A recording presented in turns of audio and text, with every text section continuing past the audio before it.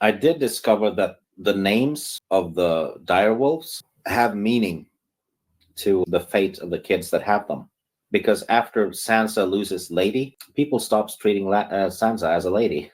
And she has to behave less and less like a lady as well. And we know Ghost, he's going to house Jon Snow's ghost. I think so too. That's how he's coming back. Doesn't mean it's going to be permanent, but he's going to be the vessel that keeps Jon alive when he's dead, when his body's dead, I guess. And Bran was the last one to name his wolf, because he didn't name the wolf until after he woke up from the coma, and he names him Summer. And they keep calling Bran, sweet summer child and stuff. So I think Bran is at the heart of ending the winter conflict by bringing about summer, maybe. Arya, naming hers Nymeria. Well, Nymeria was driven from her home. She had to travel a lot alone, having no friends or family, until later on she did find a family. So that name represents Arya's story quite well as well. Then you have Shaggy Dog, which is a dead end. Yeah. He's not important. It's a Shaggy Dog story. Oh, gotcha. And I was also thinking literally about how Rickon was always unkempt because he was being neglected too. Yeah, and Robb's Grey Wind. He gets the name because how fast he is, right?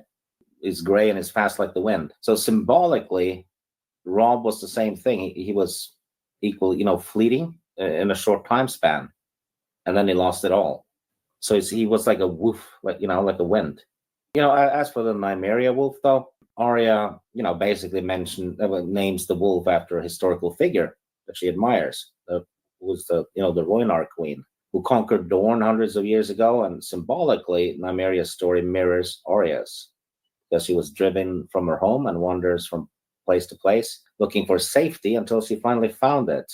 So Nymeria, the wolf, is currently leading her own pack in the Riverlands, the way historical Nymeria led the Rhoynar. Yeah, and Summer, the Bran wolf. Well, Bran is a green seer, so he's probably going to be very important in the ending of the conflict between the White Walkers and ushering an era of peace and stability, which is how Summer is used symbolically in the story. Then Summer's the last direwolf to get his name, and he gets the name only after Bran has come out of his coma. The coma seems to spark his latent abilities for green seeing, right?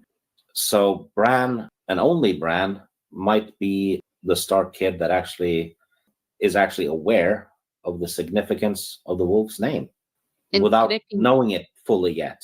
No, most of them, they don't understand what they're seeing. But how is that connected with the Dream of Spring title?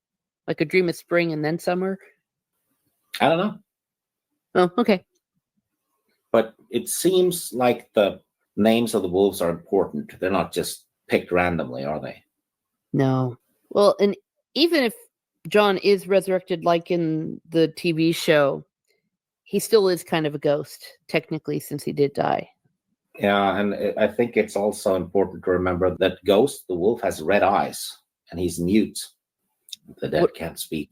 It seems to have to do with the weirwood trees, because they have something to do with fire, red. And Melisandre feels way more powerful at the wall, because she's closer to the source, maybe, which is maybe how Jon might be raised. But the thing is, in book 3, Varmir Sixskin says that any animal that has been warged into is wide open to be warged into by other wargs.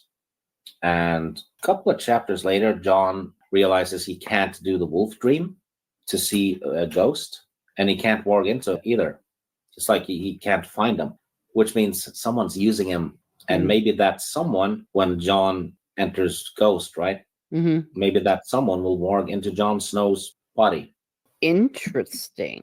So, Martin, finish your frickin' book.